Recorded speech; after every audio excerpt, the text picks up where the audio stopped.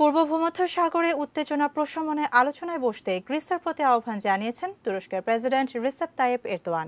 যদি তা না করে তবে ফলাফল ভোগ করতে হবে বলে হুঁশিয়ার করেন তিনি। তুরস্কের প্রেসিডেন্ট বলেন, গ্রিসকে রাজনীতি ও কূটনীতির ভাষা বুঝতে হবে, না হলে যন্ত্রণাদায়ক অভিজ্ঞতার মুখোমুখি হতে হবে।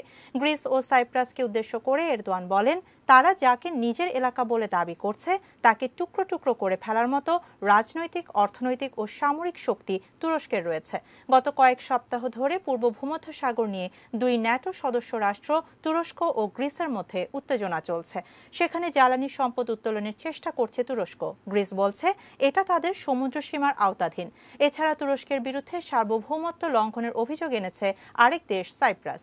ভূমধ্যসাগরে নিজেদের এলাকা চিহ্নিত করে রেখেছে গ্রিস ও সাইপ্রাস।